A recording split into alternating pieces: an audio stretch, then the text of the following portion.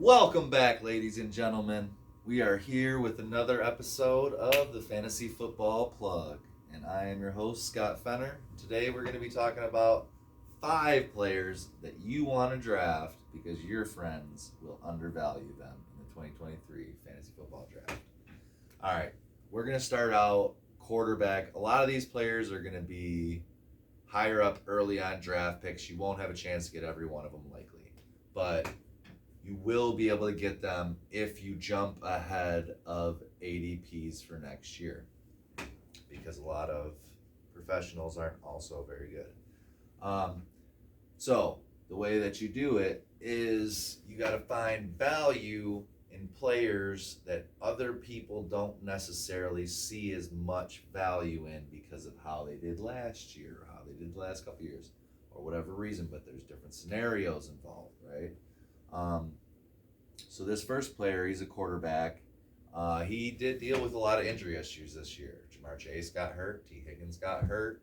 Um, he himself, I believe, had a couple of injuries throughout the year. It didn't keep him out, but um, everybody gets injuries throughout the year, so that's a rhetorical statement. But yeah, he's a top 4 quarterback in almost every format this year, and the difference between him and the number 1 quarterback was it was close. He was closer to the number 1 quarterback than he was to the number 5, and he was the number 4 in most formats. So you're not taking a huge. If you have Joe Burrow, you had Joe Burrow, you weren't typically taking a huge disadvantage at quarterback, even if you're going up against the likes of Jalen Hurts, Josh Allen, or Patrick Mahomes. But you are at a huge advantage against everybody else in the league that doesn't have one of those 3 quarterbacks. So Joe Burrow is one of those players that I don't think will get drafted in the top 2-3 rounds, maybe not even 4 or 5 rounds. You might be able to get him later, and he is a great quarterback to have on your team. This next player, he's a running back. He's coming off an injury. It was a pretty big injury, and it kind of derailed his chances of even repeating again at all. Um, though he wasn't looking like he was going to, and the reason he had the number 1 running back from last year, which obviously talking about Jonathan Taylor, is that so many other top tier running backs 2 years ago got hurt. So he kind of just fell into that number 1 slot. He wasn't so far and ahead of the way. Like he wasn't, I don't think above 20 points per game in a half PPR setting. But yeah, he only scored under 10 points in a game in which he this year when he had 20 plus touches. So if he had at least 20 touches in a half PPR setting, he was scoring at least 10 points a game. And that is huge. Not a lot of running backs can say that. I mean, if you guys have played fantasy this year, you know the running backs haven't been getting 10 points a week. So Jonathan Taylor, although if you most of you took him as the number 1 overall, you're not going to like his performance as a number 1 overall pick. But don't let that discourage you next year when he drops to like 5 or whatever. Like take him, like scoop him up and be super happy with it, because he is going to be a stud. You know, he's going to be a stud. I know I left him off my top 12, but he's going to be a stud. I would have no problem taking him high up in drafts next year. Very possible I do.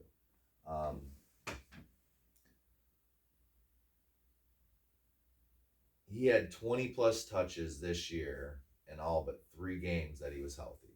And he had 23 or more touches in 6 of those games. And it would have been more.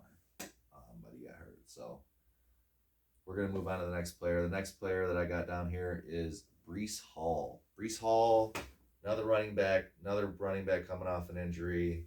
Um, Not quite as many touches, but really did more with his touches. So, and he's younger. They're both pretty young, so I like both of these backs a lot. But Brees Hall, he had at least 15 opportunities in all but one healthy game. In the 6 healthy weeks that he had, he caught 19 balls on 31 targets. I mean, he had 5 targets a week on average in the 6 weeks that he was playing. He scored 4 touchdowns before getting hurt in those 7 weeks. I mean, he did score one in the week 7 that he got hurt in against, don't really, maybe Denver. He was playing against somebody. He had like 4 touches. He broke a long one, got a long touchdown, ended up getting hurt. But people will not think about the injury as much unless it was the one specific person that had him that you got to maybe worry about, that like they'll remember how good he did. But the rest of the league, they'll do their stats. They'll be like, oh, he only had this many stats compared to everybody else. But no, he played in like 6 weeks, so his stats are a little bit skewed. He was amazing. Kenneth Walker is my next one. Another running back. A little bit different situation because injury played into this, but not his injury. So Kenneth Walker, Rashad Penny was the running back there, and everybody kind of knew that Rashad Penny gets hurt every year, so Kenneth Walker's probably going to be the guy. So they were very similar in ADP last year. Next year, it's not even like Rashad Penny won't even get drafted, and Kenneth Walker's going to be like top 2-round pick, probably top 1st-round pick. But he's a player that you could take early in the first and probably feel very good about. He took over the lead back role in week 5. He had at least 15 touches every single week except 1 week. He had 6 games with at least 23 opportunities, and he rushed for over 100 yards 5 times. From a rookie running back in a mediocre offense, and really I'm not going to say mediocre offense. They were a pretty good offense. Geno Smith did really well this year, way better than I thought he was going to. Props to him. He was one of those players that he surprised me. I was low on Lockett and DK, and I was wrong about both of them because they are talents, and I knew they were going to get the ball some, but like they need specific. They're not high like. DK's high volume, Lockett's not. I was higher on DK than Lockett, but yeah. We're going to move on to the next guy. It's the only wide receiver I have on this list, and it's also not a super early round guy, so we're going to go wide receiver in a little bit later rounds that you can get. But I think will be a starter on your fantasy team at some point next year, if not early on in the season if you don't trust him. You end up will. It's Richie James from New York Giants. He was there all year pretty much, but Kadarius Toney was too, and like you never really know who was gonna be like the number one guy. And then in week 11 he like took over that number one guy role. He's got no competition really either for the number one role. But yeah, so from week 11 to week 17, that's 7 games. He scored 4 touchdowns. He had over 60 yards in 3 out of those 7 games. And he had at least 3 catches in every single one of them 7 games during that stretch. And he ended up catching 36 out of 43 balls thrown his way in 7 weeks. I mean, rough math, that's like 6 a game. 6 catches a game, 6 targets a game. 5 catches, 6 targets a game.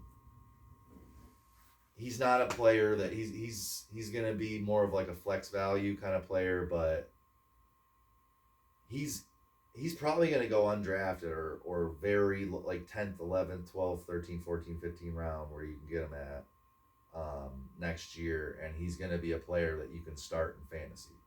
So what you're looking for is value in fantasy drafts, and that's how you win. Um, that is your 5 players that you're going to want to draft before your buddies get to them. I am Scott Benner, and I'm a fantasy football plug. Signing out.